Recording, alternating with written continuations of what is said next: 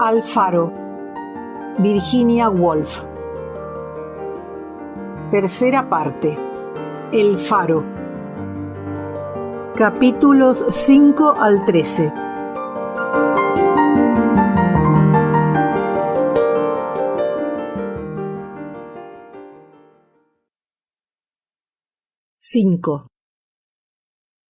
Sí, aquella es la barca, concluyó Lily Briscoe en el extremo del jardín. Era la barca con las velas de color gris rojizo, la que ahora vio enderezarse en el agua y salir a prisa en medio de la bahía. Ahí está sentado, pensó, y sus hijos siguen callados. Ahí no podía alcanzarlo. Ahora le pesaba el cariño que no le había dado. Hacía difícil poder pintar. Siempre había pensado que era un hombre difícil. Recordaba que nunca había podido alabarlo estando él presente. Eso hacía que sus relaciones fueran algo indefinido, sin el ingrediente del sexo, ese ingrediente que hacía tan elegantes, casi alegres, las que mantenía con Minta. Cortaba una flor, se la ofrecía, le dejaba libros. Pero, ¿de verdad creía que Minta los leía? Los paseaba por el jardín, los llenaba de hojas para señalar por dónde iba. Mientras miraba al anciano, sentía tentaciones de hacerle la pregunta: ¿se acuerda, Mr. Carmichael? Pero había bajado la visera del sombrero sobre la frente. ¿Estaba dormido o estaba soñando o estaba cazando palabras?, pensó. ¿Lo recuerda? Sintió tentaciones de preguntárselo al pasar junto a él, pensando de nuevo en Mrs. Ramsay, en la playa.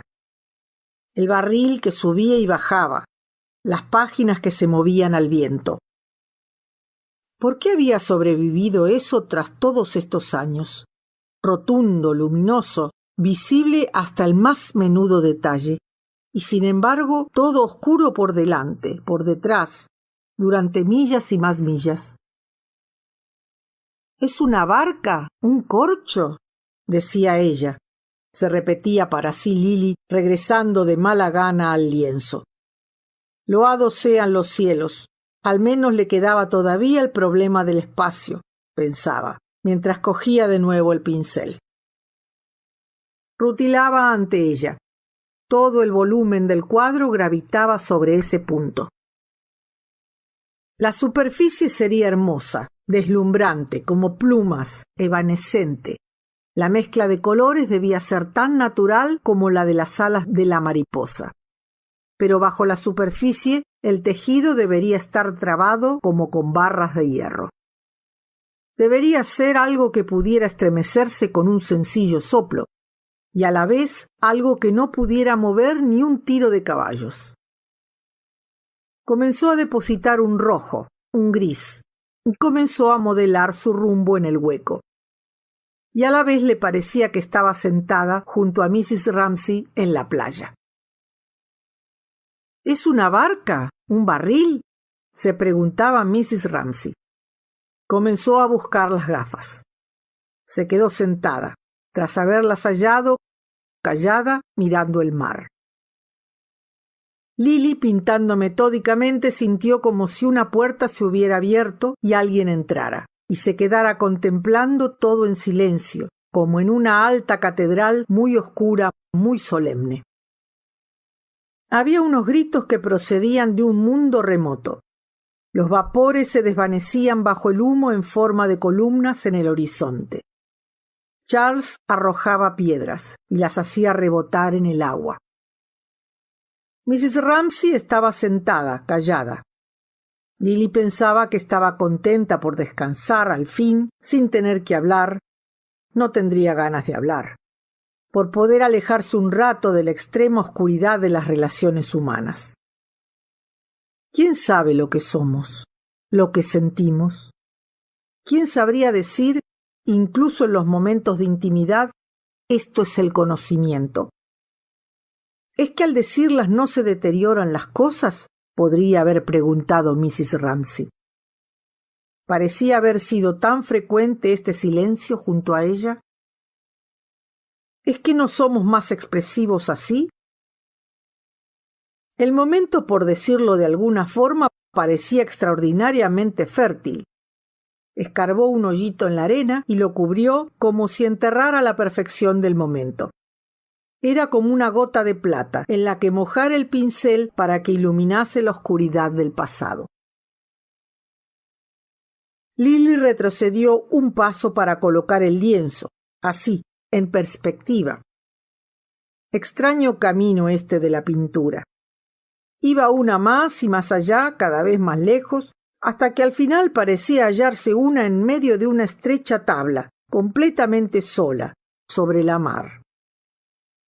Al mojar el pincel en el color azul, a la vez lo hundía en aquel pasado. Ahora Mrs. Ramsay se levantaba, lo recordaba. Era hora de regresar a casa, era la hora del almuerzo. Y todos subieron juntos a casa desde la playa. Ella caminaba detrás de William Banks y Minta iba enfrente de ellos con un agujero en la media. Cómo parecía disfrutar exhibiendo aquel agujerito sonrosado del talón. Y cómo lo censuraba William Banks, sin que, según sus recuerdos, hubiera dicho ni una palabra. Para él significaba eso la aniquilación de la feminidad. Era la suciedad, el desorden, que los criados no hicieran las camas hasta el mediodía. En fin, todo lo que detestaba. ¿Qué forma tenía de estremecerse y extender la mano como para protegerse de algún objeto desagradable? Eso es lo que hacía ahora, extender la mano. Minta caminaba delante, probablemente Paul la esperara, y ambos se dirigirían al jardín. Los Reilly, pensaba Lily Briscoe mientras apretaba el tubo del color verde. Atesoraba las impresiones de los Reilly. Sus vidas se le aparecían como en una serie de escenas, una en la escalera al atardecer. Paul ya había llegado, se había acostado pronto. Minta se retrasaba. Llegaba Minta con una guirnalda multicolor, deslumbrante, en torno a las 3 de la madrugada. Se quedaba en la escalera. Paul salía en pijama con un atizador por si hubieran entrado ladrones. Minta comía un emparedado, en medio de la escalera, junto a una ventana, bajo la luz cadavérica de la madrugada, y en la alfombra había un agujero. ¿Pero qué es lo que decían?, se preguntaba Lily, como si mirando pudiera oír. Algo violento. Minta seguía comiendo el emparedado, desafiante, mientras él hablaba. Estaba indignado. Decía palabras que dictaban los celos. La insultaba, en un susurro, como para no despertar a los niños, a los 2 niños pequeños. Él estaba envejecido, tenía arrugas. Ella deslumbraba, parecía no importarle nada. Porque las cosas, aproximadamente tras el primer año de matrimonio, habían comenzado a ir mal. El matrimonio había salido bastante mal. Y esto, pensaba Lily, cogiendo la pintura verde con el pincel, esto de imaginar escenas en las que aparezcan ellos, es lo que decimos que es conocer a la gente, pensar en ellos, quererlos. Ni una sola palabra era cierta. Se lo había inventado, pero sólo así podía presumir de conocerlos. Siguió avanzando por el estrecho pasadizo de su pintura hacia el pasado. En otra ocasión, Paul había dicho que jugaba al ajedrez en las cafeterías. También había erigido toda una estructura imaginaria en torno a esa frase. Recordaba cómo, al decirla, lo había imaginado llamando a una criada y que ésta le decía: «Mrs. Reilly ha salido, señor». Y entonces él decidía que tampoco él volvería a casa. Lo veía sentado en un rincón de cualquier lugar lúgubre donde el humo se pegara a los cojines de terciopelo y la camarera te conociera, jugando al ajedrez con un hombrecillo que se dedicaba a vender té y que vivía en Surbiton, y eso era todo lo que Paul sabía de él. Luego iba a casa y Minta no estaba. Y luego estaba la escena de la escalera, cuando iba con el atizador por si hubiera ladrones, y sin duda para asustarla a ella de paso. Y decía aquellas cosas tan amargas y lo de que le había destrozado la vida. En todo caso, cuando fue a visitarlos en la casita de campo, cerca de Rickmansworth, las cosas estaban ya muy mal. Paul la llevó al jardín para que viera los conejos que criaba. Y Minta los siguió cantando y le pasó el brazo desnudo por los hombros, no fuera a contarle a ella algo. A Minta la aburrían los conejos, pensaba Lily, pero Minta nunca hacía confidencias. Ella nunca habría contado cosas como la de jugar al ajedrez en cafeterías. Era demasiado reservada, circunspecta. Pero, siguiendo con su historia, ahora estaban atravesando una etapa peligrosa. Había pasado parte del verano anterior en casa de ellos y el automóvil le había tenido una avería, y Minta le pasaba las herramientas. Él se sentó en la carretera para reparar la avería y la forma en que ella le acercaba las herramientas, profesional, directa, amistosa, demostraba que ahora las cosas estaban bien. Ya no estaban enamorados, no. Él tenía ahora a otra mujer, una mujer seria, con el pelo recogido en una trenza y con un maletín.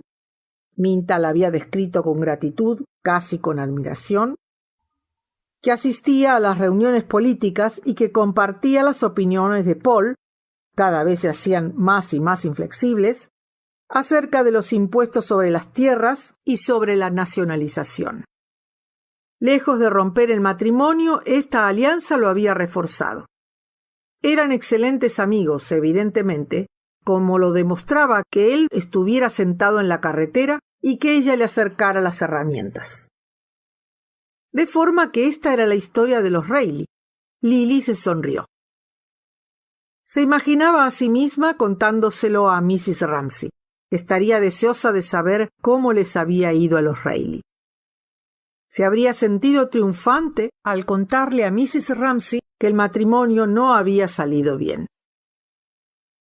Pero los muertos, pensaba Lily, hallando algún obstáculo en el dibujo que le hizo detenerse y reflexionar, retrocediendo más o menos un paso.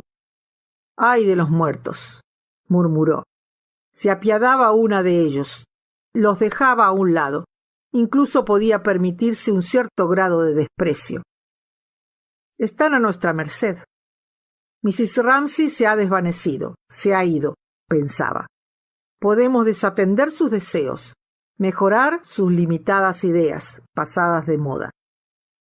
Se aleja cada vez más de nosotros. Como burla, le parecía estar viéndola al fondo del pasillo de los años, diciendo, eso sí que era incongruente. Cásate, cásate. Sentada muy erguida al amanecer y los pájaros que comenzaban a trinar en el jardín. Habría que decirle, no se ha cumplido ni uno solo de sus deseos. Son felices así. Soy feliz así. La vida ha cambiado por completo.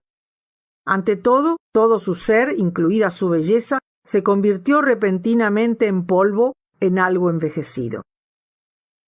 Durante un momento, Lily, allí en pie, con el calor del sol en la espalda, resumiendo la biografía de los Reilly, vencía a Mrs. Ramsay, quien nunca llegó a saber que Paul se iba a las cafeterías, que mantenía una querida, ni que Paul se sentaba en el suelo y Minta le acercaba las herramientas, ni que ella estaba en este lugar pintando y que no se había casado, ni siquiera con William Banks.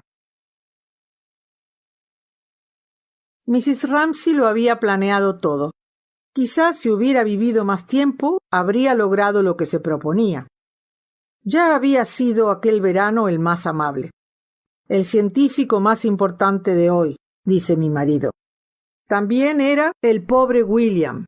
Me siento tan desdichada cuando voy a su casa, cuando veo que no tiene nada bonito, me da tanta pena que nadie le cuide las flores. Los enviaba a pasear juntos y le decía, con aquel leve y fino toque irónico que hacía que Mrs. Ramsay se le escurriera a una entre los dedos, que ella tenía una mente científica, que le gustaban las flores, que era muy exacta. ¿Qué manía era esta de que todos se casaran? Lily retrocedía o avanzaba ante el caballete. De repente, tan de repente como cuando una estrella cruza el cielo, pareció encenderse una luz rojiza en su mente, ocultando a Paul Reilly saliendo de él. Se elevaba como un fuego que ardiera al modo de una muestra de cualquier rito salvaje que se celebrara en alguna lejana playa. Escuchaba los ruidos y el crepitar. Toda la mar, en muchas millas a la redonda, parecía roja y dorada. Un olor de vino se mezclaba con esto y la embriagaba, porque ahora sentía de nuevo el deseo irrefrenable de arrojarse por el acantilado y de ahogarse mientras buscaba un broche perdido en la playa. El ruido y el crepitar la disgustaban y atemorizaban, y quería rechazarlos, como si mientras advirtiera su poder y esplendor, viera también cómo se alimentaban con los tesoros de la casa, con glotonería, de forma repugnante, y ella lo aborrecía. Pero como visión, como gloria, sobrepasaba todo lo que su experiencia conocía, y ardía año tras año como un fuego que fuera un aviso en una isla desierta al borde de la mar, y una solo tuviera que decir enamorada para que al momento, como sucedía ahora, se elevara de nuevo el fuego de Paul. Disminuyó, y se dijo, riéndose, los Reilly, y que Paul iba a las cafeterías a jugar al ajedrez.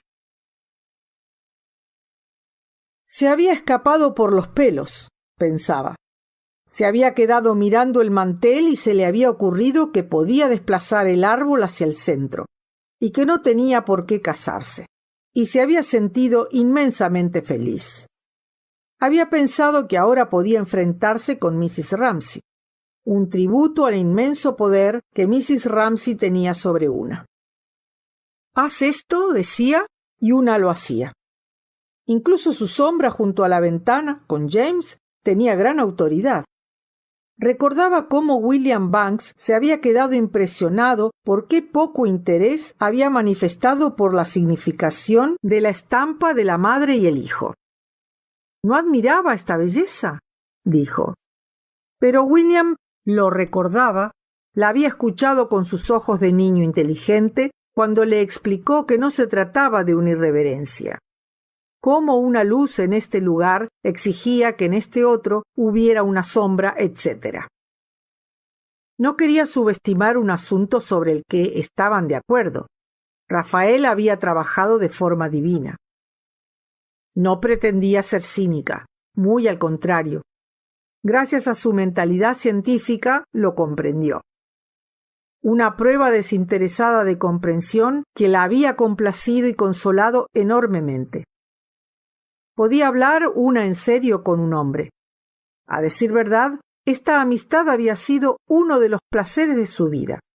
Amaba a William Banks. Fueron a Hampton Court y siempre le dejaba, como un verdadero caballero, que lo era, todo el tiempo que quisiera para lavarse las manos, mientras él se paseaba a la orilla del río. Esto era característico de sus relaciones. Había muchas cosas que no decían.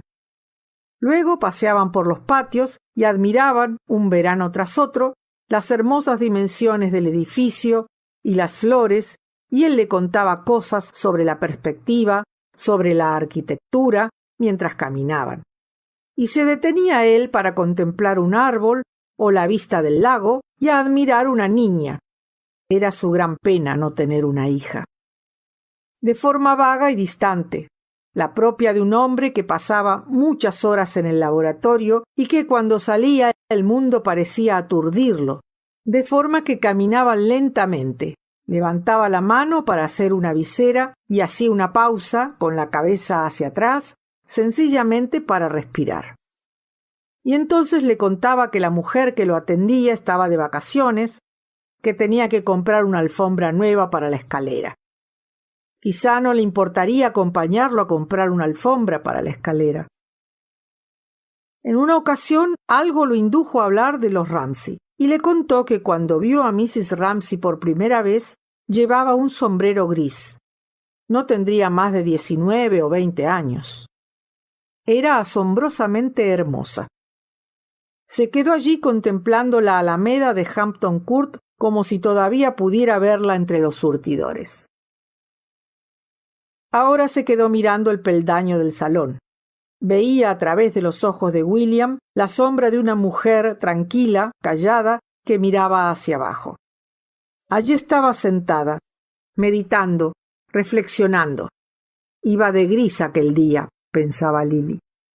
Miraba hacia abajo. Nunca levantaba la mirada. Sí, pensaba Lily, mirando con atención. Debo de haberla visto mirar así, pero no iba de gris. Ni estaba tan tranquila, ni era tan joven, ni había tanta paz. La imagen aparecía con facilidad. Era asombrosamente hermosa, había dicho William. Pero la belleza no lo es todo.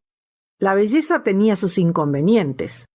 Venía con demasiada facilidad, venía de forma demasiado completa. Detenía la vida, la congelaba. Deliberadamente olvidaba las inquietudes menores, el sofoco, la palidez, alguna rara distorsión, alguna luz o alguna sombra. Todo ello hacía la cara irreconocible durante unos instantes. Sin embargo, añadía algún rasgo que luego una siempre recordaba. Era más sencillo disimular todo, sin prestar demasiada atención a los detalles, bajo el manto de la belleza. Pero, ¿qué aspecto tenía?, se preguntaba Lily cuando se ponía el sombrerito de casa y cruzaba el jardín corriendo o reñía a Kennedy el jardinero. ¿Quién podría describirla? ¿Quién podría ayudarla? En contra de su voluntad tuvo que subir a la superficie y se halló casi fuera de la pintura mirando a Mr. Carmichael, un poco aturdida, como si las cosas fueran irreales. Estaba en la silla con las manos cruzadas sobre la panza, no leyendo ni durmiendo, sino tomando el sol como una criatura ahita de existencia. El libro había caído sobre la hierba. Quería ir a donde él y gritarle: «Mr. Carmichael». Entonces él levantaría la mirada benévolo, con aquellos ojos verdes distraídos y velados como por humo. Pero solo se despierta a alguien cuando se sabe qué decirle. Ella no quería decir algo, quería decir todo. Esas palabras de nada que rompen el pensamiento y lo desmembran no dicen nada. Sobre la vida, sobre la muerte, sobre Mrs. Ramsay. No, pensaba, no puede decirse nada a nadie. La urgencia del momento era la equivocación. Las palabras atravesadas se acercaban cimbrando y se quedaban siempre unas pulgadas por debajo del blanco. Entonces tenía que dejarlo y volvía a olvidar la idea. Y entonces una se volvía como todos los de edad madura, cauta, furtiva, poniendo ceño, siempre con miedos. Porque, ¿cómo pueden expresar las palabras las emociones del cuerpo? ¿Cómo expresar su vacío? Miraba hacia los escalones del salón. Parecían estar extraordinariamente vacíos. Era la sensación del cuerpo de una, no de la mente.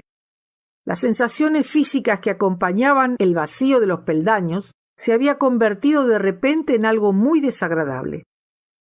El querer y no tener volvía rígido el cuerpo, lo vaciaba, lo sometía a tensiones.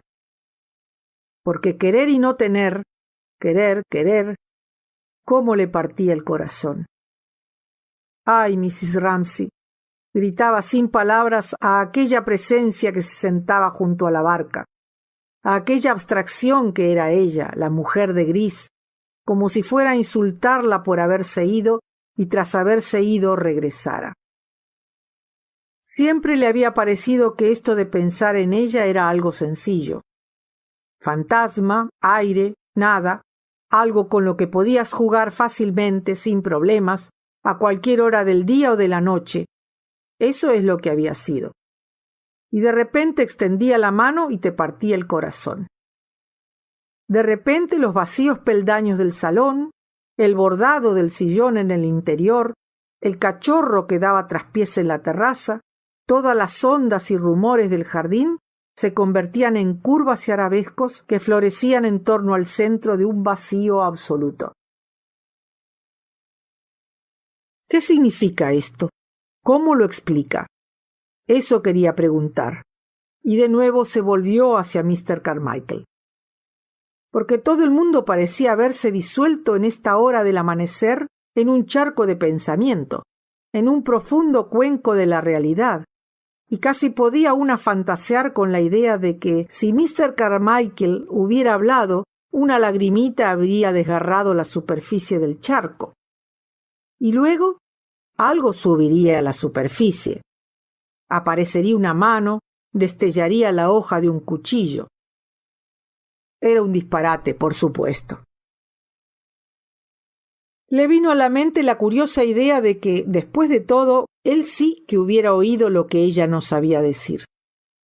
Era un anciano misterioso, con sus hebras rubias en la barba, con su poesía, con sus rompecabezas, serenamente surcando un mundo que había satisfecho todos sus deseos. Ella pensaba que no tenía nada más que extender la mano hacia el jardín para asir cualquier cosa que necesitara. Miró el cuadro. Tal vez hubiera sido esta su respuesta. Como tú y yo y ella pasan y se desvanecen. Nada permanece, todo cambia. Pero no cambian las palabras ni la pintura. Seguro que lo colgarían en algún ático, pensaba. Lo enrollarán y lo guardarán tras algún sofá. No dejará de ser verdad, sin embargo, aunque la pintura sea esta.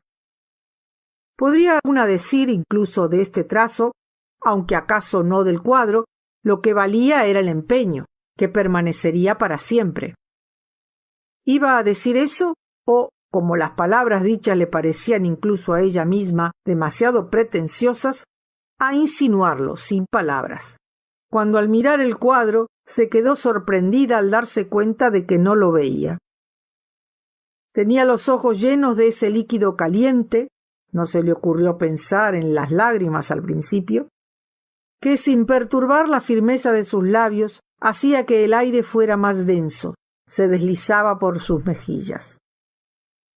No había perdido los nervios, claro que no, de ninguna forma.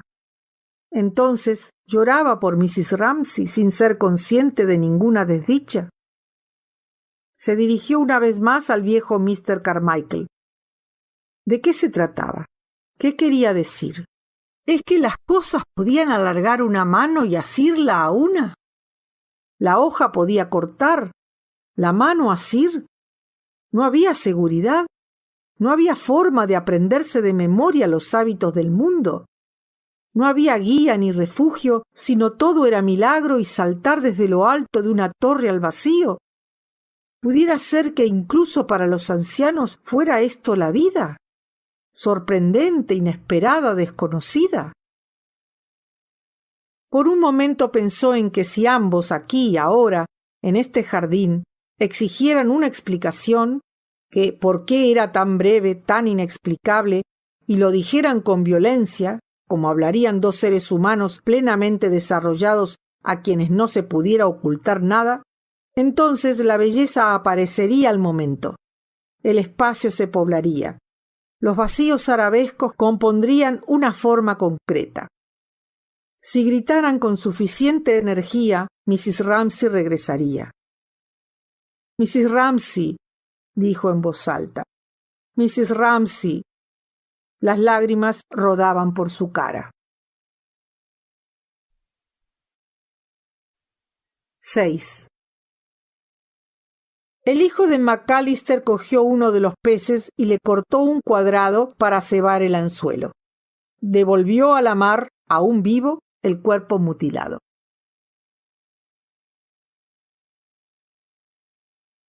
7. Mrs. Ramsay, gritaba Lily, Mrs. Ramsay, pero no sucedía nada. El dolor crecía. Que la angustia la reduzca aún a este grado de imbecilidad, pensaba.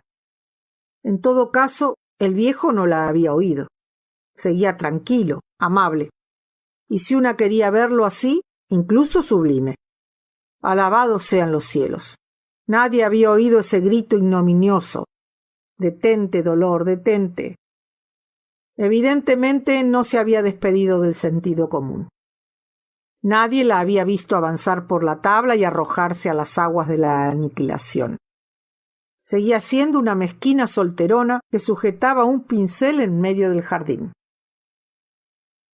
Lentamente el dolor de la carencia y la ira amarga que hubiera regresado cuando pensabas que nunca más volverías a sentirte triste por Mrs. Ramsay. ¿La había echado de menos a la hora del desayuno entre tazas de café? Nada. Cedían.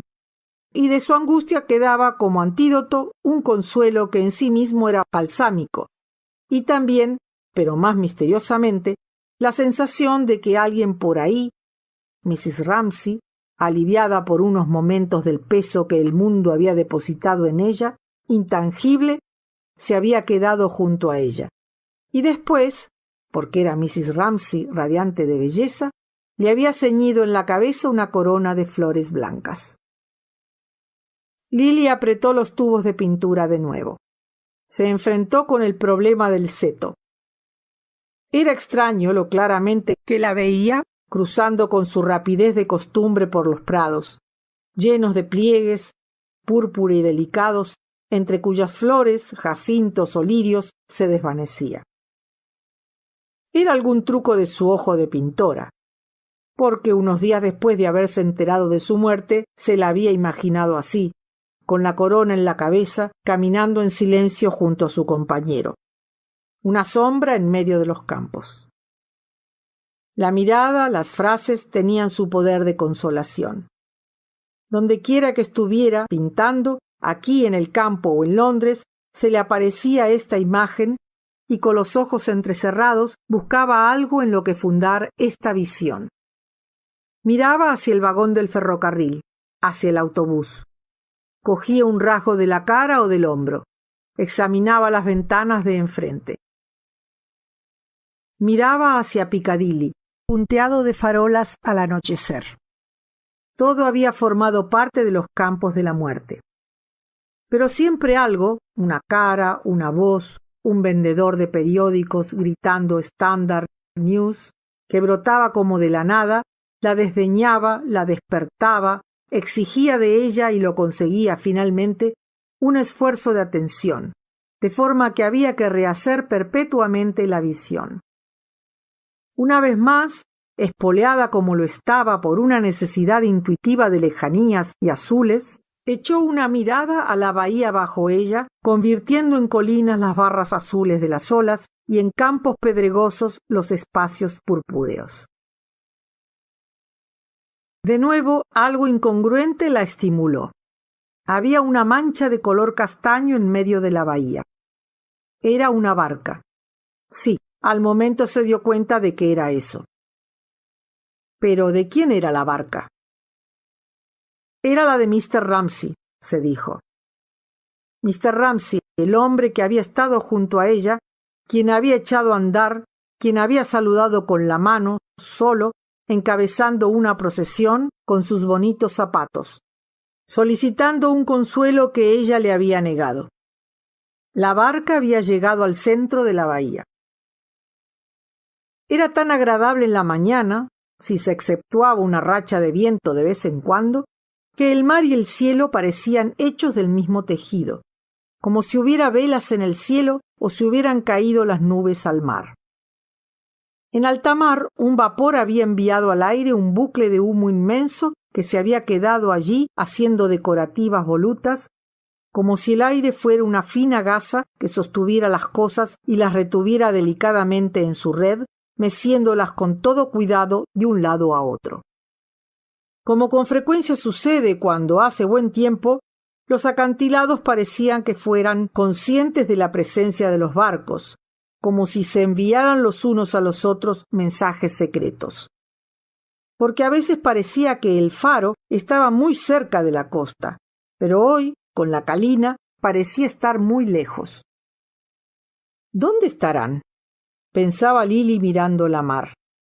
¿Dónde estaba aquel anciano que la había dejado atrás en silencio, que llevaba bajo el brazo un paquete envuelto en papel de estraza? La barca estaba en medio de la bahía. 8. Allí no se dan cuenta de nada, pensaba Cam, mirando hacia la costa, que subiendo y bajando parecía estar cada vez más lejos, más tranquila. La mano en el agua dejaba una estela en la mar. Al igual que su mente hacía ondas verdes y trazos que se convertían en dibujos, y, paralizada, envuelta en un sudario, se paseaba de forma imaginaria por el submundo de las aguas, donde las perlas se arracimaban para formar blanca espuma, donde bajo la luz verde todas las ideas de una se transformaban y el cuerpo brillaba traslúcido, envuelto en una capa de color verde. Luego cesaba de discurrir el agua en torno a la mano. Se detenía el fluir apresurado del agua. El mundo se llenaba de crujidos y chirridos. Oía cómo las olas rompían y sonaban contra la barca como si hubieran anclado en un puerto. Todo parecía muy cercano. La vela, sobre la que estaban fijos los ojos de James, como si fuera alguien a quien conociera, estaba completamente flácida. Se habían detenido y esperaban la llegada de una nueva brisa, bajo el sol ardiente, a millas de distancia de la costa, a millas de distancia del faro. Parecía como si todo el mundo se hubiera detenido. El faro se convirtió en algo inmóvil y la lejana línea de la costa se quedó quieta. El sol calentaba cada vez más y todo el mundo parecía haberse quedado muy junto y parecían sentir la presencia de los demás a quienes casi habían olvidado. El sedal de McAllister se introdujo verticalmente en la mar, pero Mr. Ramsay seguía leyendo con las piernas cruzadas. Leía un librito algo desgastado, con las pastas jaspeadas como un huevo de chorlito. De vez en cuando, mientras seguían en la horrible calma, pasaba una hoja. James pensaba que cada página que pasaba se acompañaba de un gesto peculiar que le parecía que se dirigía a él, ya con confianza, ya con autoridad, ya con la intención de que la gente se apiadase de él. Y todo el tiempo, mientras su padre leía y pasaba hojas sin cesar, James temía que llegara el momento en que levantase la mirada y preguntase con mal humor por esto o por aquello. ¿Por qué estaban aquí perdiendo el tiempo?, preguntaría. O haría cualquier otra cosa no menos irracional. Si lo hace, pensaba James, sacaré un puñal y se lo clavaré en el pecho. Todavía conservaba el viejo símbolo de sacar un cuchillo y atravesarle el corazón a su padre.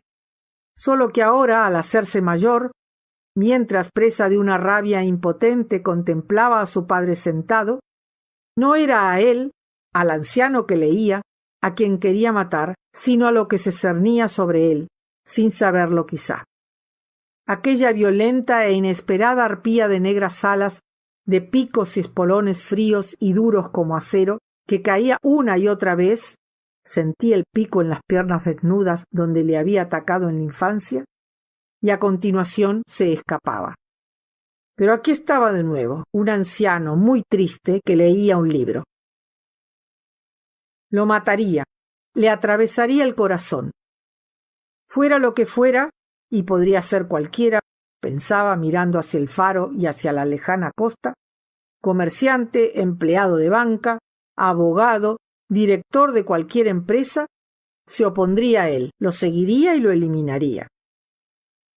Llamaba tiranía y despotismo a eso de hacer que la gente hiciera algo en contra de su voluntad, a lo de recortar la libertad de expresión. ¿Quién se atrevería a decir no quiero cuando él decía vamos al faro? Haz esto, tráeme aquello. Se extendían las negras alas y el duro pico desgarraba. A continuación, allí estaba sentado leyendo un libro. Y podía levantar la mirada, Nunca se sabía. Era bastante probable. Podría dirigirse a los McAllister. También podía deslizar un soberano en la mano helada de alguna mujer en cualquier calle, pensaba James. O podría dar gritos de aliento en cualquier deporte de marinos. Podría saludar con los brazos a causa de la emoción. O podía presidir la mesa completamente mudo desde el principio al final de la cena.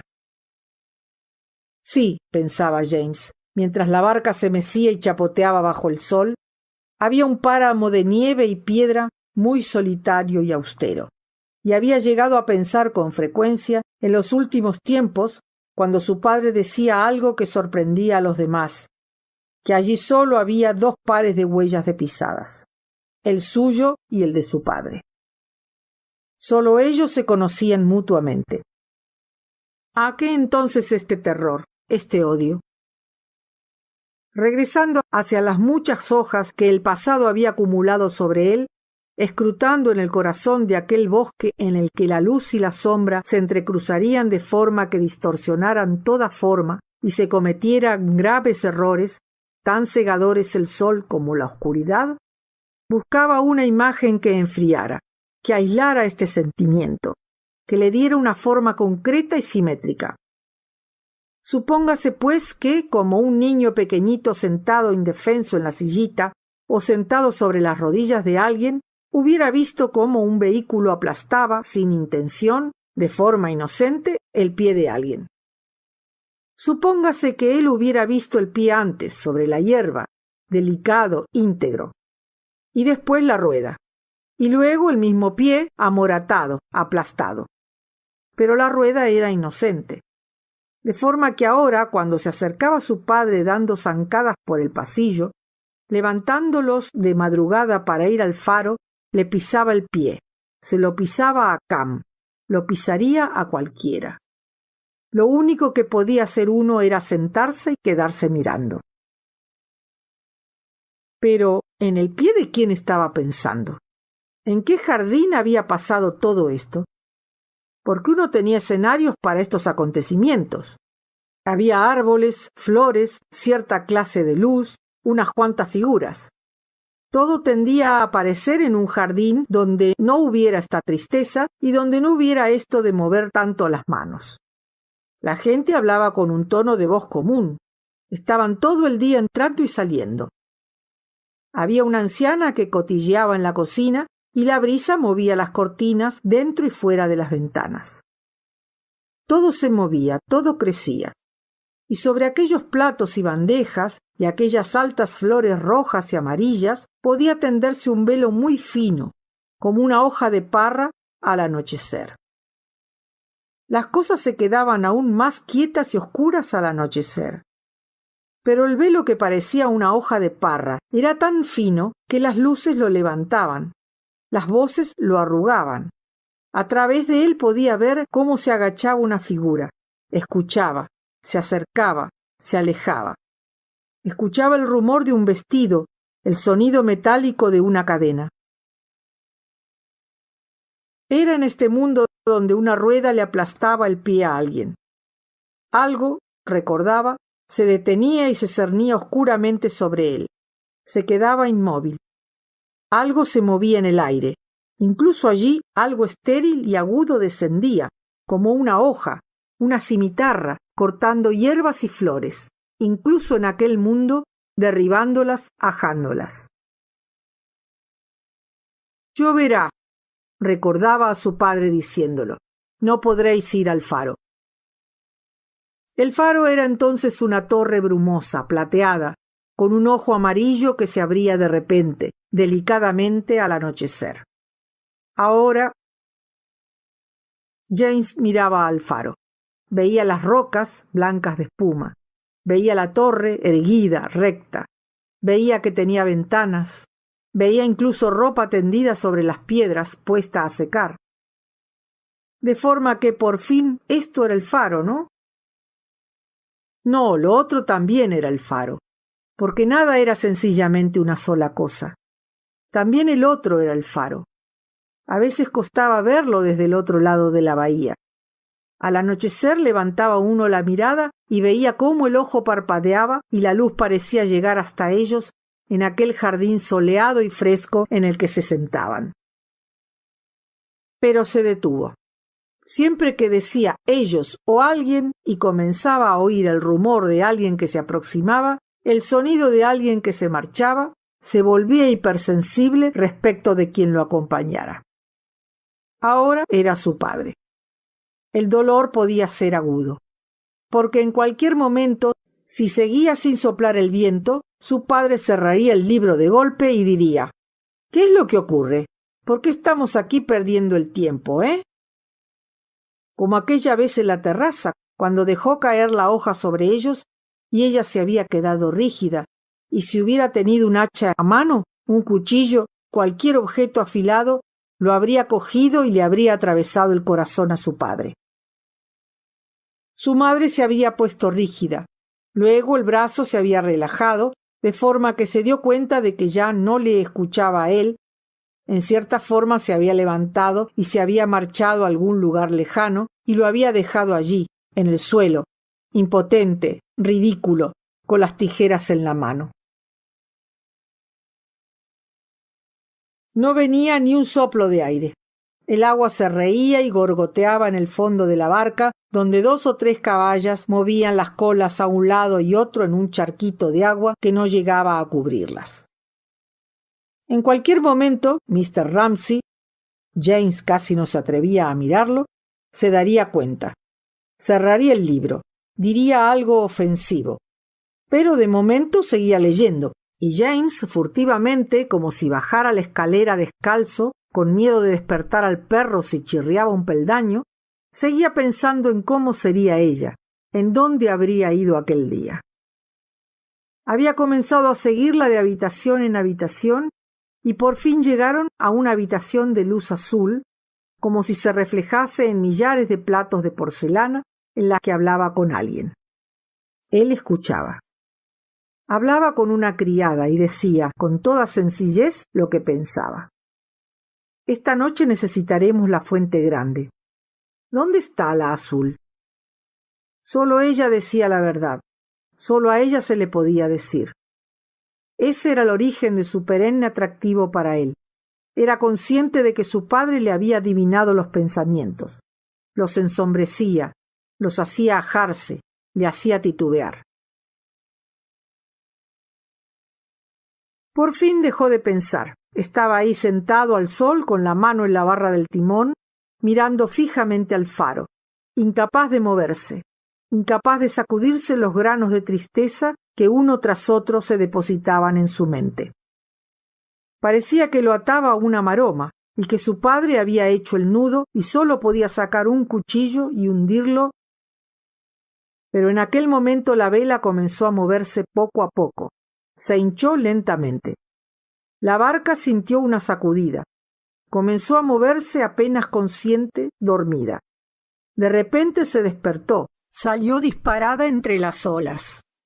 Fue un alivio extraordinario.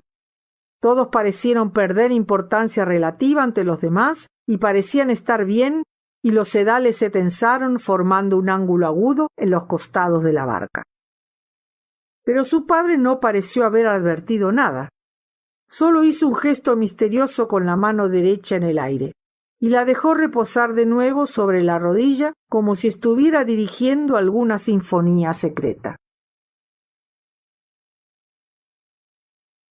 9. La mar estaba inmaculada, pensaba Lily Briscoe todavía allí vigilando la bahía. La mar se extendía como si fuera seda sobre la bahía. La distancia tenía un gran poder. Se los había tragado, pensaba. Se habían ido para siempre, se habían convertido en parte de la naturaleza de las cosas. Hasta el vapor había desaparecido, pero el gran bucle de humo aún flotaba en el aire, y arriado como una bandera parecía una despedida triste.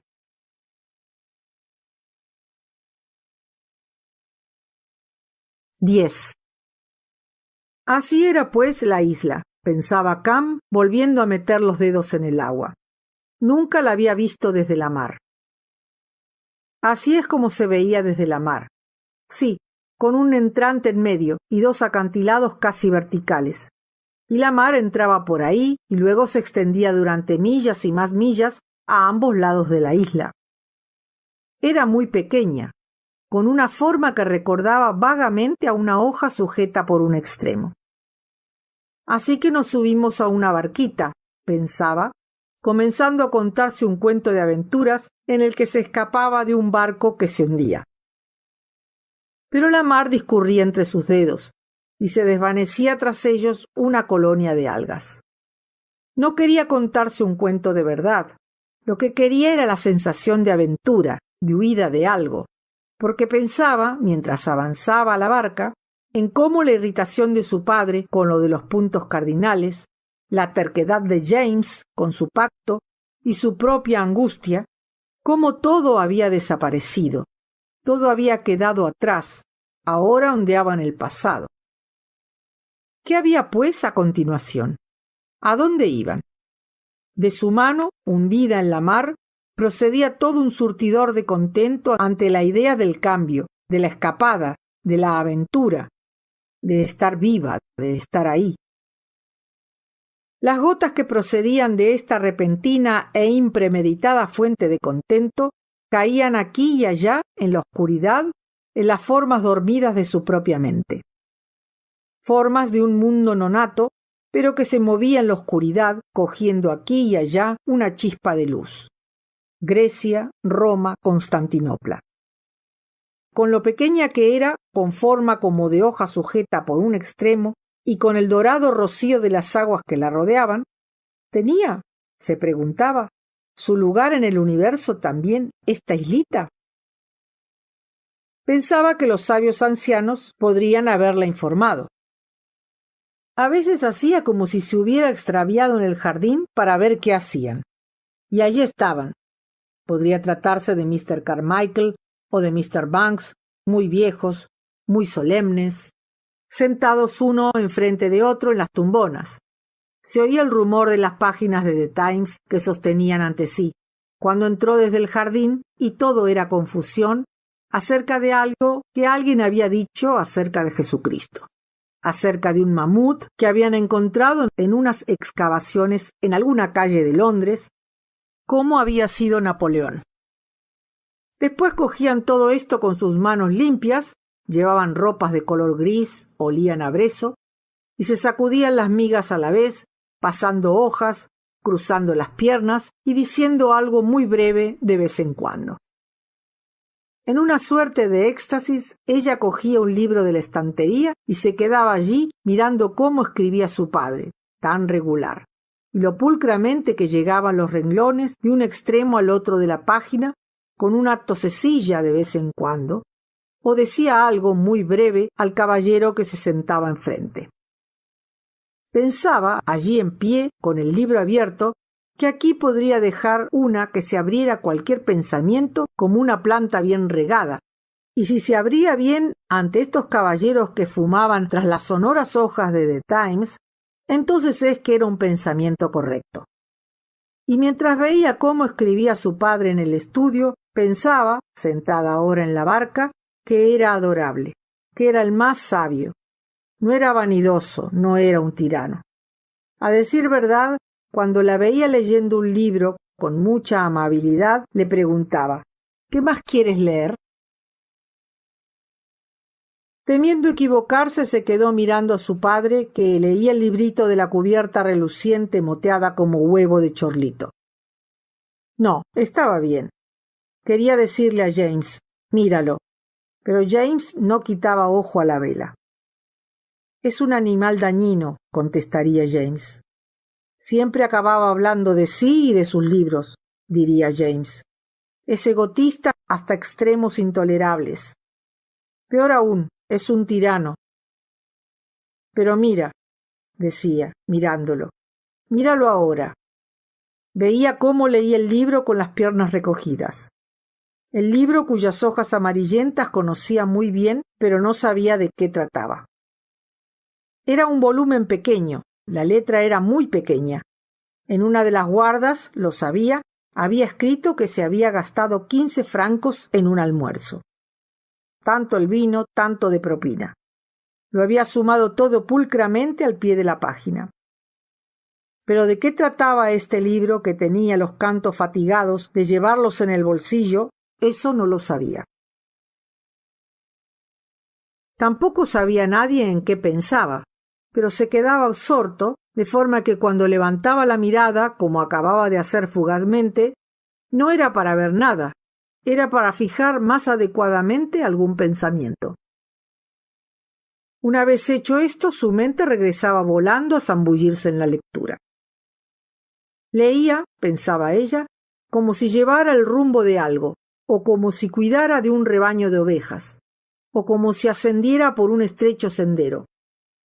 A veces iba aprisa y directo, y se abría camino por la maleza. Otras veces parecía que una rama lo golpeaba, una zarza lo cegaba, pero no dejaba que eso lo intimidara. Seguía avanzando, pasando una página tras otra. Ella seguía contándose un cuento acerca de huir de un barco que había naufragado, porque ella estaba a salvo, mientras que él seguía ahí sentado. A salvo como se había sentido cuando entró sigilosa desde el jardín y cogió un libro, y el anciano caballero, bajando el periódico de repente, dijo algo muy breve por encima del periódico acerca de la personalidad de Napoleón. Miró de nuevo la mar, la isla. Pero la hoja había perdido su filo. Era muy pequeña, estaba muy lejos. La mar era más importante ahora que la costa. Las olas los rodeaban, subiendo y bajando. Un tronco rodando en el seno de una ola, una gaviota cabalgando en la cresta de una ola. Por allí, pensó, mojando los dedos en el agua, se hundió un barco, y murmuró soñolienta, medio dormida, «¿Cómo morimos solos?» 11. Tanto es lo que depende, pues, pensaba Lily Briscoe, mirando hacia la mar casi completamente sin manchas, tan delicada que las velas y las nubes parecían incrustadas en el azul. Tanto depende, pensaba, de la distancia, de si la gente está cerca de nosotros o lejos de nosotros. Porque sus sentimientos hacia Mr. Ramsay habían cambiado mientras se alejaba navegando más y más por la bahía. Parecía lejano, remoto. Parecía cada vez más lejano. Parecía como si la mar en aquel azul, en aquella lejanía, se los hubiera tragado a él y a sus hijos. Pero aquí, en el jardín, a mano, Mr. Carmichael de repente gruñó. Ella se echó a reír. Agarró el libro que se hallaba sobre el césped. Se movió en la tumbona, resoplando como si fuera algún monstruo marino. Esto era diferente, porque estaba muy cerca. Volvía todo de nuevo a la calma. A estas horas ya se habrían levantado todos, supuso, mirando a la casa, pero no vio a nadie. Recordó, siempre se iban corriendo en cuanto terminaban la comida, cada uno a lo suyo. Todo armonizaba con este silencio, con este vacío, con la irrealidad de la madrugada.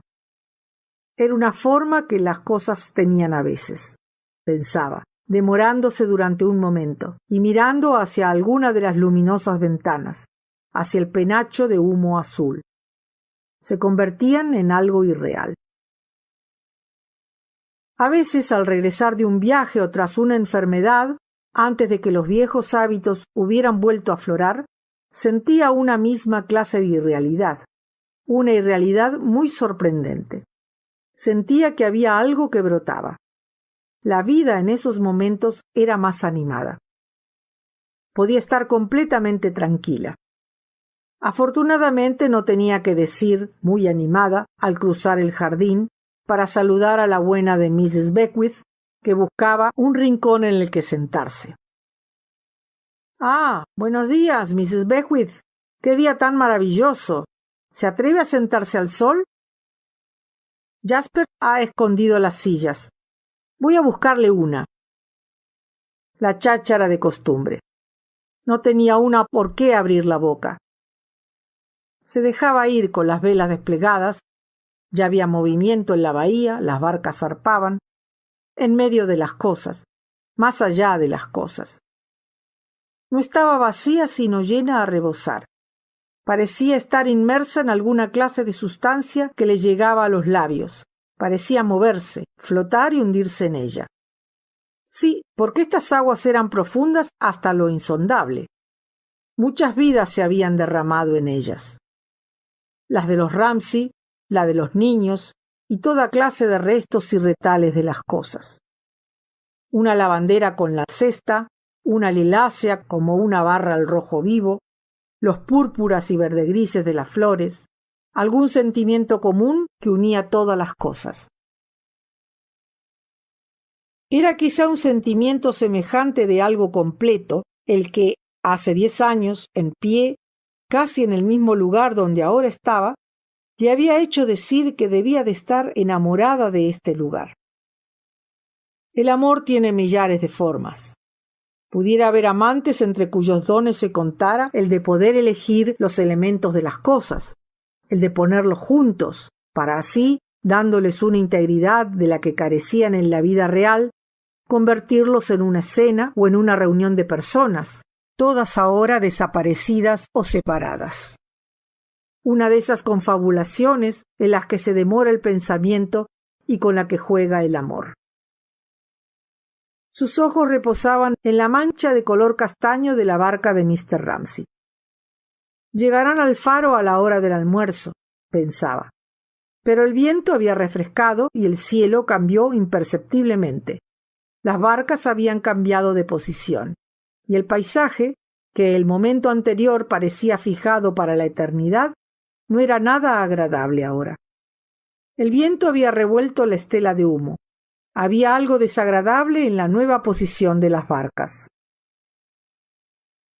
La incongruencia ante ella parecía haber alterado una armonía de su propia mente. Sintió una pena sorda. Se le confirmó cuando regresó al cuadro. Había desperdiciado la mañana. Por algún motivo no podía lograr ese equilibrio como de filo de navaja de las dos fuerzas enfrentadas, Mr. Ramsay y el cuadro, y el equilibrio era imprescindible. Quizá había algo incorrecto en el dibujo. ¿Era, se preguntaba, que la línea de la tapia necesitaba una interrupción? ¿Era el volumen del arbolado demasiado pesado? Se sonrió irónicamente. ¿Es que no se había dicho al comienzo que había resuelto el problema? ¿Cuál era, pues, el problema? Tenía que intentar hacer algo que la eludía. La eludía cuando pensaba en Mrs. Ramsay. La eludía cuando pensaba en el cuadro. Acudían las palabras, acudían las imágenes. Hermosas pinturas, hermosas frases. Pero lo que quería hacer era el temblor en los nervios, la cosa en sí, antes de que se convirtiera en otra cosa. Conseguir eso y empezar de cero.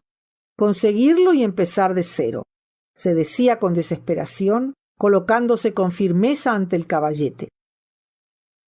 Era una máquina triste, una máquina ineficaz, pensaba, el aparato humano.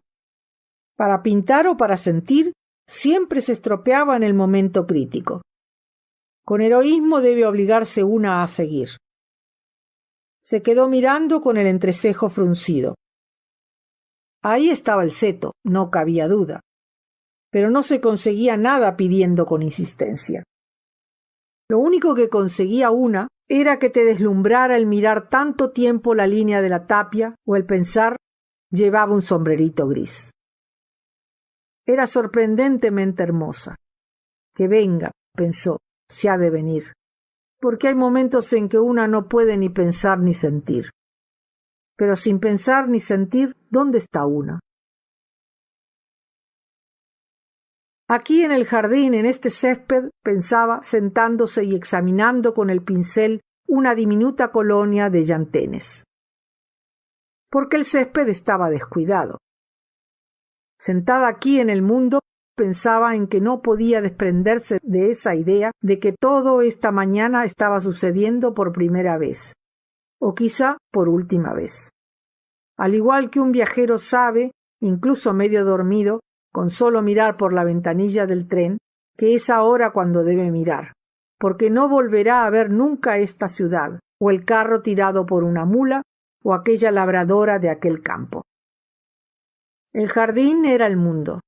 Allí estaban juntos, en esta condición de exaltación, pensaba, mirando al bueno de Mr. Carmichael, que parecía, aunque no se habían hablado en todo el tiempo, compartir sus pensamientos. Quizá no volvería a verlo. Se hacía viejo. Recordó, sonriendo ante la zapatilla que se movía en la punta del pie, que cada vez era más famoso. Decían que su poesía era muy hermosa. Seguían publicando cosas que había escrito hacía 40 años. Ahora había un hombre famoso que se llamaba Carmichael. Se sonrió pensando en la cantidad de formas que podía adoptar un hombre, cómo era una persona que aparecía en los periódicos, pero también era el mismo que había sido siempre. Parecía que era el de siempre, quizá alguna cana más. Sí, el mismo aspecto de siempre, pero alguien había dicho, lo recordaba, que cuando se enteró de la muerte de Andrew Ramsay, murió instantáneamente una granada, habría llegado a ser un gran matemático, Mr. Carmichael había perdido todo interés en la vida. ¿Qué querían decir?, se preguntaba. ¿Había ido a manifestarse a Trafalgar Square armado con un buen palo? ¿Había empezado a pasar páginas y más páginas sin leerlas, sentado en su habitación de St. John's Wood? No sabía qué es lo que había hecho cuando se enteró de que Andrew había muerto, pero en todo caso ella advertía que algo le había ocurrido. Ellos dos solo se saludaban con susurros en la escalera. Miraban al cielo, decían que haría bueno o que no haría bueno. Pero esta era una de las formas de conocerse la gente, pensaba, de conocer el conjunto, no los detalles. Sentarse en el jardín de cualquiera y ver cómo las faldas de una colina se volvían de color purpúreo en una lejanía de brezos.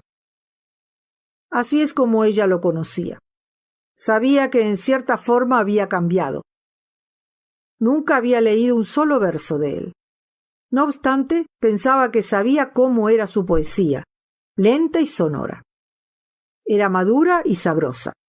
Trataba del desierto y del camello, de las palmeras y de los crepúsculos.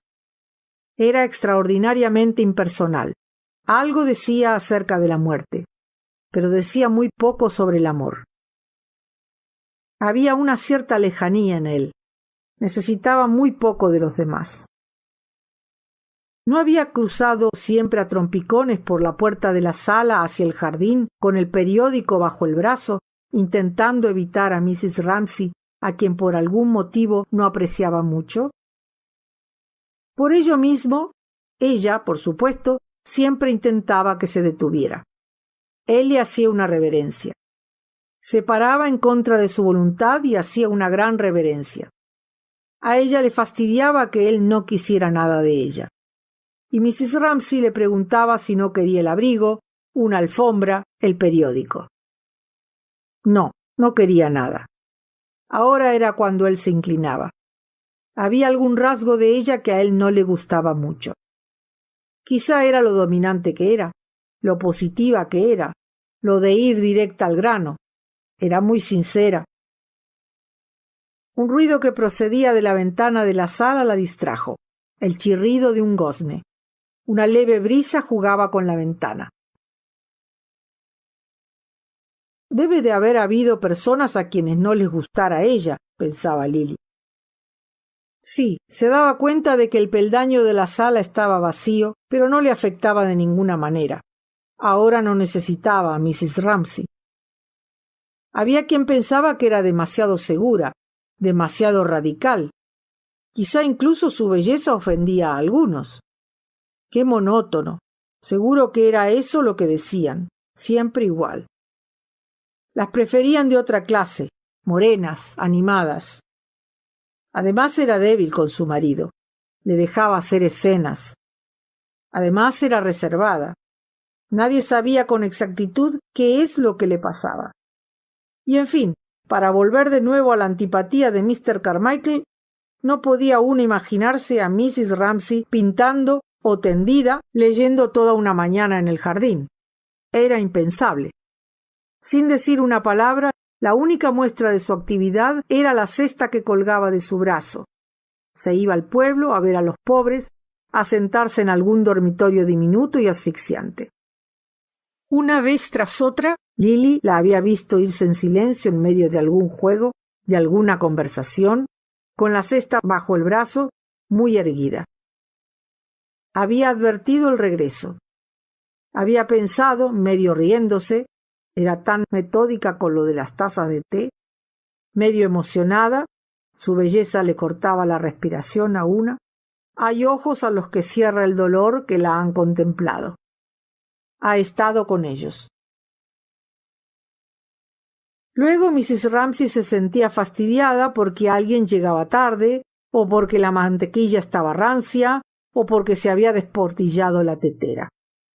Durante todo el rato en que no había dejado de decir que la mantequilla estaba rancia, una pensaba en templos griegos y en cómo la belleza había residido allí en ellos. Nunca hablaba de ello. Se iba, puntual, directa. Su intuición le pedía que se fuera, al igual que las golondrinas buscan el sur, las alcachofas el sol. Se dirigía de forma infalible hacia la especie humana. Anidaba en su corazón. Esta, como todas las intuiciones, apenaba un tanto a quienes no participaban de ella. Quizá a Mr. Carmichael. A ella, por supuesto. Alguna idea tenían ambos acerca de lo ineficaz de la acción, de la supremacía del pensamiento. Su marcha era un reproche hacia ellos. Daba un leve cambio al rumbo del mundo, de forma que se veían obligados a protestar, advirtiendo que sus propios juicios desaparecían y que en vano intentaban asirlos mientras se esfumaban. Charles Tansley también lo hacía. Por eso en parte no gustaba a nadie. Trastornaba las proporciones del mundo. ¿Qué habría sido de él?, se preguntaba, moviendo distraída los llantenes con el pincel. Tenía su puesto de profesor. Se había casado. Vivía en Golders Green. En una ocasión había entrado en una sala durante la guerra y él daba una conferencia. Denunciaba algo, condenaba a alguien, predicaba el amor fraternal. Le sorprendió que hablara de amor a los semejantes quien no sabía distinguir un cuadro de otro, quien había fumado junto a ella picadura de tabaco, a 5 peniques la onza, Miss Briscoe, quien se dedicaba a decirle que las mujeres no saben escribir, no saben pintar, quizá no tanto porque lo creyera, sino porque por alguna razón deseaba creerlo. Ahí estaba, flaco, rojo y tosco, predicando el amor desde un estrado. Había hormigas entre los llantenes a las que molestaba con el pincel, hormigas rojas enérgicas bastante parecidas a Charles Tansley. Se había quedado mirándolo de forma irónica en la sala medio vacía, llenando de amor todo aquel espacio helado, y de repente apareció de nuevo el viejo barril o lo que fuera rodando por las olas, y Mrs. Ramsay, que buscaba la funda de las gafas entre las piedras. Vaya, otra vez las he perdido. ¡Qué fastidio! No se moleste, Mr. Tansley. Las pierdo a millares todos los veranos.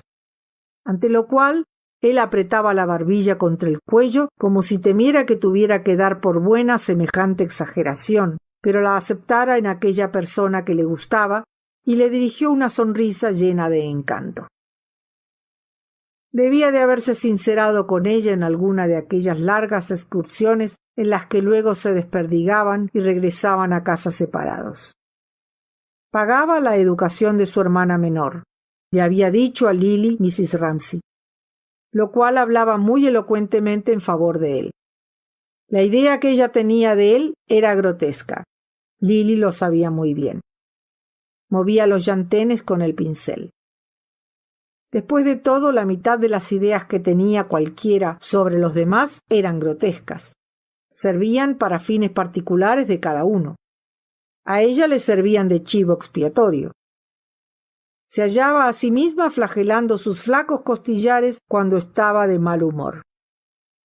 Cuando quería tomárselo en serio, tenía que servirse de las frases de Mrs. Ramsay para verlo con los ojos de ella.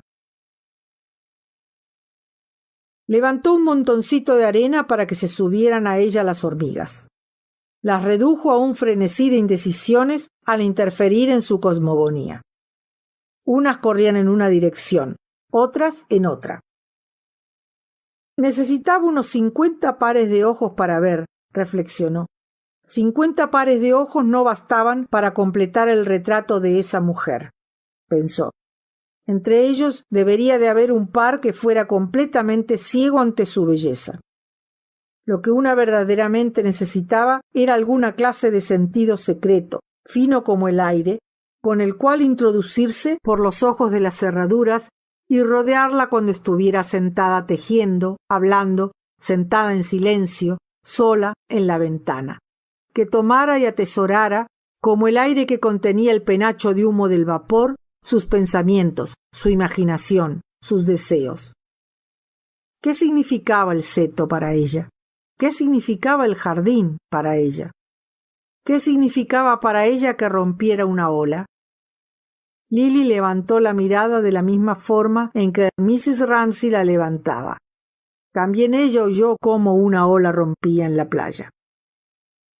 Entonces, ¿qué era lo que se agitaba y temblaba en su mente cuando los niños decían árbitro, árbitro cuando jugaban al cricket? Dejaba de tejer durante un segundo. Miraba con atención. Luego volvía a su estado anterior y de repente los pasos de Mr. Ramsay se detenían frente a ella. Alguna curiosa conmoción parecía recorrerla y parecía mecerse ella en el seno de alguna profunda agitación, cuando se quedaba allí y la miraba desde arriba. Lily estaba viéndolo a él. Él alargaba la mano y la ayudaba a levantarse. Parecía en cierta forma como si ya lo hubiera hecho anteriormente, como si ya se hubiera inclinado anteriormente y la hubiera ayudado a descender de una barca que, a unas pocas pulgadas de alguna isla, hubiera requerido que a las damas las ayudaran los caballeros de esta forma. Una escena anticuada era esta, que requería sin duda miriñaques y pantalones de etiqueta. Al dejar que él la ayudara, Mrs. Ramsay había pensado, suponía Lily, que había llegado el momento. Sí, se lo diría ahora. Sí, se casaría con él. Bajó lenta, tranquilamente a la orilla. Quizás solo dijo una palabra, dejando su mano en la de él. Nos casaremos, quizá había dicho, con la mano en la de él, pero nada más. Una vez tras otra pasaba entre ambos la misma emoción.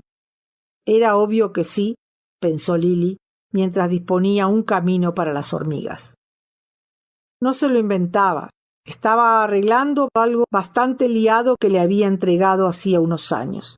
Algo que estaba vivo. Algo que había visto. Porque en el desorden de la vida diaria, con todos aquellos niños por allí, todos aquellos visitantes, una tenía constantemente un sentido de que todo se repetía, de que algo caía donde anteriormente hubiera caído otra cosa, despertando un eco que resonara en el aire y lo llenara de vibraciones. Pero sería un error, pensaba, reflexionando en cómo habían salido a pasear juntos, ella con el chal verde, él con la corbata al viento del brazo, más allá del invernadero, para simplificar sus relaciones. No era la monotonía de la felicidad. Ella con sus impulsos y su rapidez. Él con sus estremecimientos y sus depresiones. Ah, no. La puerta de la habitación bien podía dar un portazo de madrugada. Él quizá lanzaba zumbando el plato por la ventana. A continuación la casa se llenaba de portazos y de cortinas que volasen como si soplara el viento de repente, y la gente volase a echar los cierres para que todo estuviese en orden. Así se había encontrado un día a Paul Reilly en la escalera. Se habían reído sin cesar como una pareja de niños, y todo porque Mr. Ramsay se había encontrado una tijereta en la leche al desayunar y había tirado todo hacia la terraza. «Una tijereta», murmuraba Prue sorprendida, «en la leche». Los demás quizás encontraran un ciempiés, pero él había levantado tal muralla de santidad y ocupaba el espacio con una solemnidad tan majestuosa que una tijereta en su leche era un monstruo. Pero asustaba a Mrs. Ramsay. La intimidaba un poco esto de que los platos salieran zumbando por el aire, que las puertas dieran portazos. Se interponían entre ellos largos y embarazosos silencios cuando, en un estado mental que no le gustaba a Lily ver en ella, medio quejumbrosa, medio enfadada, parecía incapaz de sufrir la tempestad con calma o de reírse cuando los demás se reían, aunque tal vez el cansancio ocultase algo. Se quedaba pensativa, callada. Al rato, él se acercaba de forma furtiva a donde ella solía estar.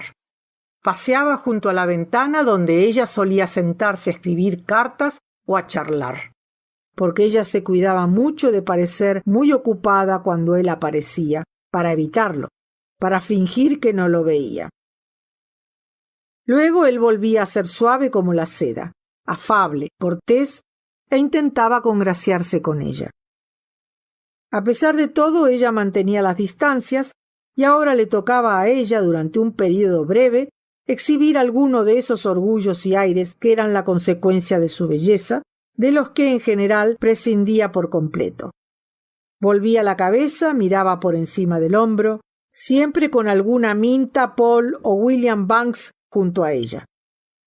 Al cabo del tiempo, siempre él, fuera del grupo, la viva imagen de un lobo hambriento, Lily salió del jardín, se acercó a mirar los escalones de la sala, se acercó a la ventana, donde lo vio en aquella ocasión.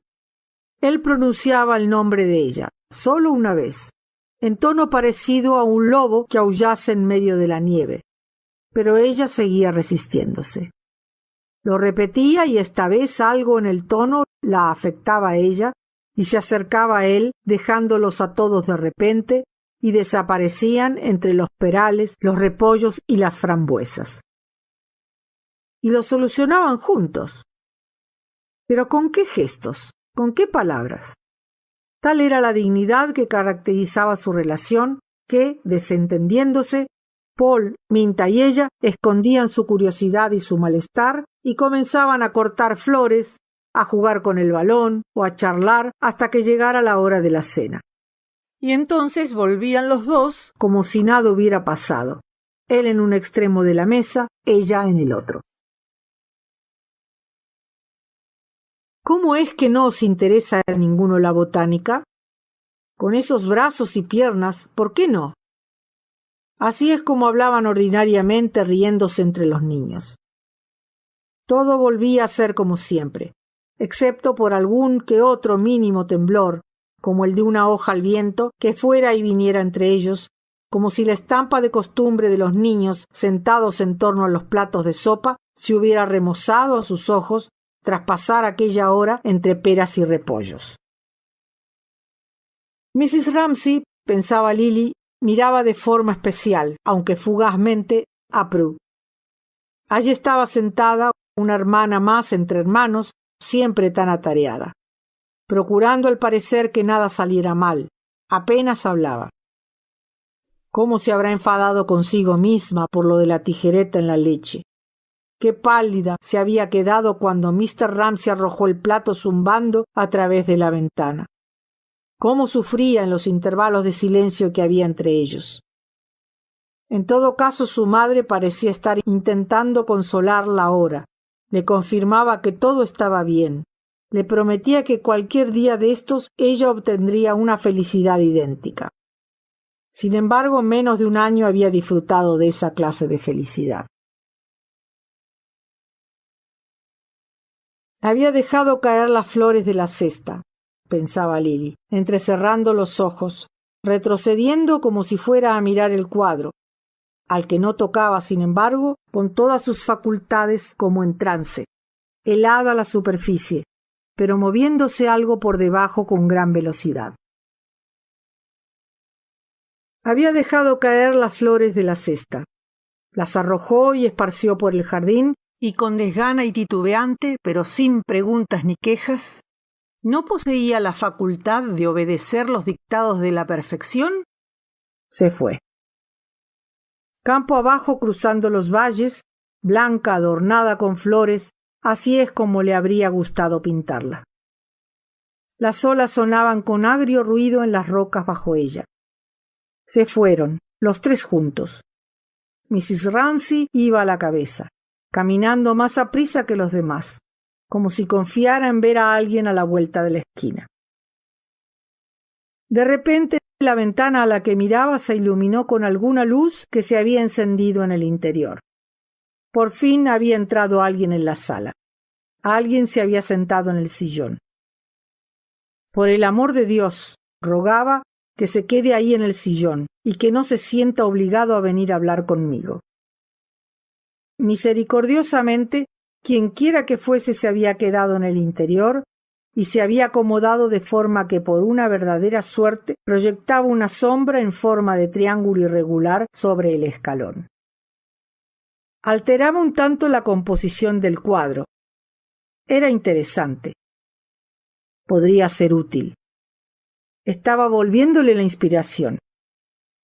Tenía que seguir mirando, sin relajar ni un segundo la intensidad de la emoción, la determinación de no dejarse desanimar, de no dejarse engañar. Había que sujetar la escena, así, como si estuviera en un torno de ebanista y no podía consentir que nada lo estropeara. Lo que quería una, pensaba, cogiendo intencionadamente pintura con el pincel, era mantenerse a la altura de las experiencias ordinarias de la vida, sentir sencillamente que esto es una silla, que eso es una mesa, y sin embargo, a la vez, quería sentir, esto es un milagro, es un éxtasis. Quizá después de todo podría resolver el problema. ¡Ay! ¿Pero qué es lo que había sucedido? Una sombra blanca había pasado por el cristal de la ventana. El viento debió de haberse movido en el interior de la habitación. Le dio un salto el corazón y se apoderaron de ella los nervios. Se sintió mal. «Mrs. Ramsay, Mrs. Ramsay», gritaba, sintiendo que volvía a ella el antiguo horror, querer y no tener. ¿Es que aún tenía ese poder? Luego, al calmarse, tranquilamente, también eso se convirtió en parte de la vida cotidiana. Estaba a la altura de la silla, de la mesa. Mrs. Ramsay, era eso parte de la perfecta benevolencia con la que siempre había considerado a Lily, se sentaba allí con toda sencillez, en el sillón. Las agujas destellaban de vez en cuando. Tejía el calcetín de color castaño rojizo. Proyectaba una sombra sobre el escalón. Allí es donde se sentaba. Como si tuviera algo más que pudiera compartir, pero apenas fuera capaz de dejar el caballete, tan absorta estaba en las ideas que ocupaban su cabeza por causa de lo que estaba viendo, Lily fue más allá de donde estaba Mr. Carmichael, con el pincel hasta el borde del jardín. ¿Dónde estaba la barca en estos momentos? Mr. Ramsay lo necesitaba. 12. Mr. Ramsay casi había acabado el libro. Sobrevolaba la página a la mano como si aguardara para descender el momento preciso en que hubiera terminado. Allí estaba sentado, sin sombrero. El viento lo despeinaba. Estaba francamente desprotegido. Parecía muy viejo. Parecía, pensaba James, al ver la cabeza recortada contra el faro o ante la inmensidad de las aguas que se perdían en el horizonte, como una piedra en medio de la arena de la playa. Parecía como si se hubiera convertido físicamente en lo que en el fondo de sus mentes ellos pensaban que era. En aquella soledad que era, para ambos, la verdad más cierta. Leía con gran rapidez, como si tuviera ganas de llegar al final. A decir verdad, estaban ya muy cerca del faro. Ahí se erguía, desnudo y derecho, deslumbrantemente blanco y negro, y podían verse las olas deshaciéndose en agujas blancas, como cristal que se arrojara contra las rocas. Veía una las ventanas con toda claridad, una pincelada blanca en una de ellas y una gavilla de verde sobre la roca. Había salido un hombre que los miraba a través de un catalejo y había entrado de nuevo. Así que esto era, pensaba James, el faro que había estado viendo durante todos estos años desde el otro lado de la bahía. Era una torre desnuda sobre una roca pelada. Le complacía. Confirmaba algún oscuro sentimiento acerca de su propio carácter. Las ancianas, se decía, pensando en el jardín de casa, estarían arrastrando las sillas por el césped. La buena de Mrs. Beckwith, por ejemplo, siempre estaba diciendo lo bonito que era esto y lo bonito que era lo otro, y que deberían estar contentos por poder ser tan felices. Pero, de hecho, pensaba James, mirando cómo se levantaba el faro sobre la roca, es así. Veía cómo su padre leía con pasión con las piernas recogidas. Compartían ese conocimiento. Navegamos en medio de una tempestad. Nos hundimos. Comenzó a recitar para sí, murmurando, justo como lo hacía su padre. Parecía como si hiciera siglos que nadie hubiera hablado. Cam estaba cansada de mirar hacia la mar. Pasaban flotando trocitos de corcho negro. Los peces en el fondo de la barca estaban muertos. Pero su padre seguía leyendo, y James lo miraba, y ella lo miraba, y habían prometido que se enfrentarían con la tiranía hasta morir. Pero él seguía leyendo muy ajeno a lo que ellos pensaban. Así es como se escapa, pensaba ella. Sí, con aquella frente despejada, la nariz grande, manteniendo ante sí con firmeza aquel librito moteado. Así se escapaba. Ya podía uno pretender cogerlo, porque él, como un pájaro, extendía las alas, se alejaba planeando para posarse fuera de tu alcance, sobre alguna estaca solitaria. Se quedó mirando la inmensa extensión de agua. La isla se había convertido en algo tan diminuto que apenas parecía una hoja ahora. Parecía el extremo superior de una roca que corriera el peligro de ser cubierta por una ola en cualquier momento.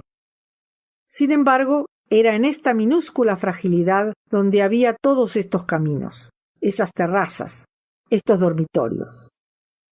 Tantas cosas incontables. Pero como justo antes de dormir las cosas se simplifican solas, de forma que solo una de toda la miríada de detalles tiene poder para hacerse valer, de igual forma, creía, mirando soñolienta hacia la isla, todos esos caminos y terrazas y dormitorios se desvanecían y desaparecían, y no quedaba nada sino un incensario de color azul celeste que se movía de un lado a otro en su mente.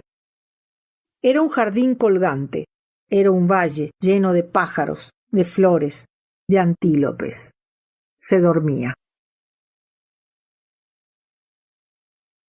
Vamos, dijo Mr. Ramsay cerrando el libro de repente. Vamos. ¿A dónde? ¿A qué extraordinaria aventura? Se despertó sobresaltada. ¿A desembarcar en cualquier lugar? ¿A subir a cualquier lugar? Porque tras este inmenso silencio las palabras lo sobresaltaban. Pero era absurdo. Tenía hambre, había dicho él. Era la hora del almuerzo. Además, mirad, había dicho, ahí está el faro. Casi hemos llegado. Lo está haciendo muy bien, dijo McAllister alabando a James. La maneja muy bien. Pero su propio padre nunca lo alababa, se dijo James de forma sombría. Mr. Ramsay abrió el paquete, repartió los emparedados. Ahora era feliz comiendo pan y queso con los pescadores. Le habría gustado vivir en una casita de campo, holgazanear por la bahía y escupir como los demás marinos, pensaba James, viendo cómo partía el queso en finas láminas amarillas con la navaja. Está bien, así es, pensaba Cam, mientras desprendía la cáscara del huevo duro. Se sentía ahora como cuando entraba en el estudio y los mayores leían The Times. Ahora puedo seguir pensando en lo que quiera. No me despeñaré por un barranco ni me ahogaré, porque está ahí, no me quita ojo, se dijo. A la vez navegaban tan aprisa junto a los acantilados que era excitante. Parecía como si estuvieran haciendo dos cosas a la vez. Comían unos emparedados al sol aquí y se dirigían a puerto en medio de una gran tormenta tras haber naufragado. ¿Durará el agua? ¿Durarán las provisiones?, se preguntaba, contándose un cuento, pero muy consciente a la vez de la verdad. Pronto llegarían, le decía Mr. Ramsay al bueno de McAllister, pero sus hijos verían cosas sorprendentes. McAllister dijo que había cumplido 75 en marzo. Mr. Ramsay tenía 71. McAllister dijo que nunca había ido al médico, que tenía la dentadura completa. Y así es como me gustaría que vivieran mis hijos. Cam estaba segura de que eso es lo que estaba pensando su padre, porque le dijo que dejara de arrojar migas del emparedado a la mar y añadió, como si estuviera pensando en los pescadores, en sus hábitos, que si no lo quería, lo que tenía que hacer era volver a envolverlo. No debía desperdiciarlo. Lo dijo con un conocimiento tan seguro como si tuviera conocimientos precisos acerca de todo lo que ocurría en el mundo, que lo guardó al momento. Y entonces él le dio de su propia bolsa un pastelillo de jengibre, como si fuera un noble español que ofreciera una flor a una dama en la reja. Tan floridos eran sus modales. Pero era un hombre descuidado, sencillo, que comía pan con queso. Y no obstante era el guía de una expedición en la que, por lo que ella sabía, podían ahogarse. Ahí se hundió, dijo de repente el hijo de McAllister. Hubo 3 ahogados en este mismo sitio en el que estamos, dijo el viejo. Él mismo los había visto agarrados al palo mayor. James y Cam temían que Mr. Ramsay, que miraba al sitio que señalaban, estuviera a punto de empezar a declamar, pero un mar más airado me acogió a mí. Si lo hiciera, no lo soportarían. Empezarían a chillar. No podrían soportar otro estallido de aquella pasión que hervía en su interior. Pero ante su sorpresa, lo único que dijo fue «Ah», como si estuviera pensando «¿Por qué armar tanto jaleo por esto? Es natural que los hombres se ahoguen en las tormentas, pero es un asunto sencillo y en el fondo de la mar», sacudía las migas del emparedado sobre ellos, «después de todo no había más que agua». Luego, tras haber encendido la pipa, sacó el reloj. Lo miró con atención como si hiciera quizá algún cálculo aritmético y exclamó con expresión triunfal: «Muy bien, James los había llevado como un piloto profesional». «Vaya», pensaba Cam, dirigiéndose en silencio a James. «Al final te has salido con la tuya», porque sabía que esto es lo que había estado deseando James, y sabía que ahora que lo tenía, estaba tan contento que no la miraría a ella, ni a su padre, ni a nadie. Estaba sentado con la mano en la barra del timón, atento, con aspecto hosco, fruncía levemente el entrecejo. Estaba tan contento que no le dejaba ni a ella ni a nadie que le quitaran ni un gramo de satisfacción. Su padre lo había alabado. Tenía que pensar que le era indiferente. «Pero te has salido con la tuya», pensaba Cam. Habían cambiado la derrota. Navegaban ahora rápidamente con ligereza, sobre largas olas que se reemplazaban con un movimiento extrañamente armónico y excitante junto al acantilado. A la izquierda se veía una hilera de piedras de color pardo bajo el agua se hacía más transparente. Algunas rocas eran verdes. Sobre una roca más alta, había una ola que rompía sin cesar y brotaba una columna de gotas que caían como una ducha. Se escuchaba el plas de la ola y el rumor de las gotas que caían, y una especie de rumor y siseo de las olas que rodaban, jugaban y salpicaban las rocas como si fueran animales salvajes libres que perpetuamente corrieran y jugaran de esta forma. Ahora se veían 2 hombres en el faro. Los observaban. Se disponían a recibirlos. Mr. Ramsay se abotonó el abrigo, se subió los bajos de los pantalones. Cogió el paquete grande, mal envuelto, con papel de estraza, el que había preparado Nancy, se sentó con él en las rodillas. Así, dispuesto a desembarcar, se sentó mirando hacia atrás a la isla. Su mirada penetrante quizá podía ver con claridad la forma diminuta, semejante a una hoja, que se erguía sobre un plato dorado. ¿Qué es lo que veía?, se preguntaba Cam. Todo era confuso para ella. ¿En qué estaría pensando ahora?, se preguntaba. ¿Qué buscaba tan decidido, tan tenaz, tan callado?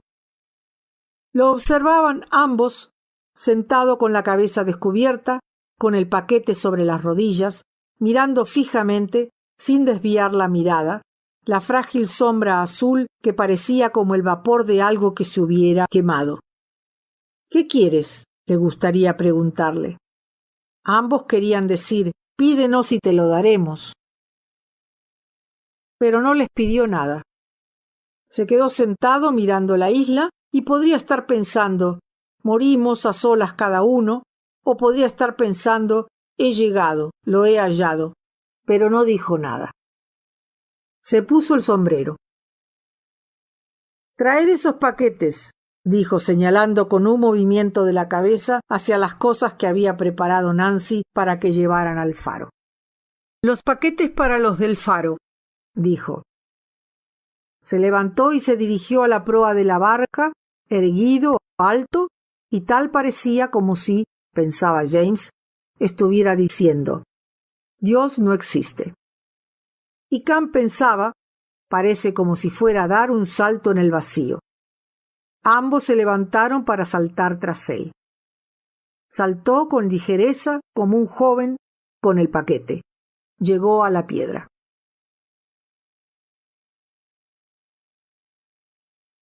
«13.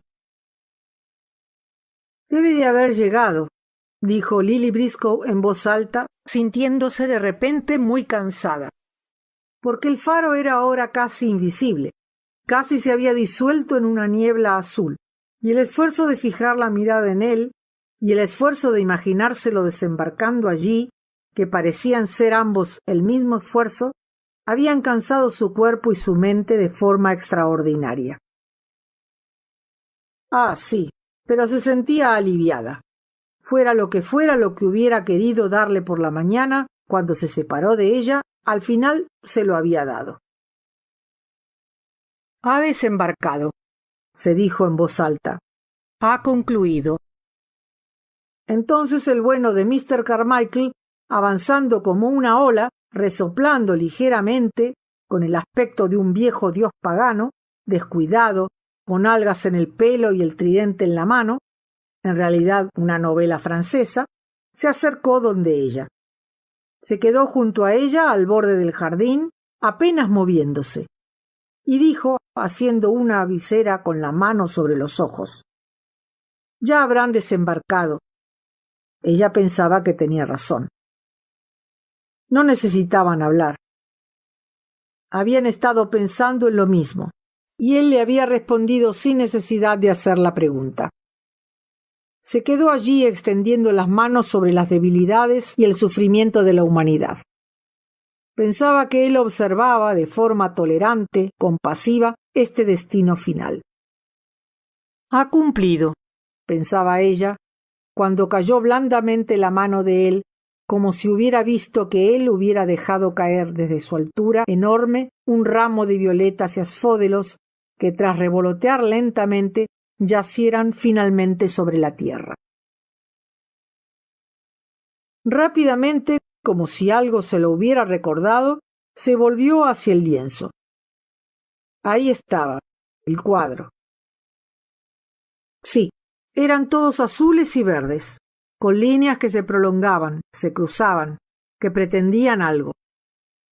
Lo colgarán en alguna buhardilla, pensó. Lo destruirán. Pero, ¿y eso qué importaba? Se preguntó mientras cogía el pincel de nuevo. Miró otra vez a los peldaños. Estaban vacíos. Miró hacia el lienzo. Era borroso. Con repentina deliberación, como si durante un segundo hubiera visto con absoluta claridad, trazó una línea en medio. Estaba hecho. Había terminado. Sí, pensó dejando el pincel, extraordinariamente fatigada. Esta ha sido mi visión.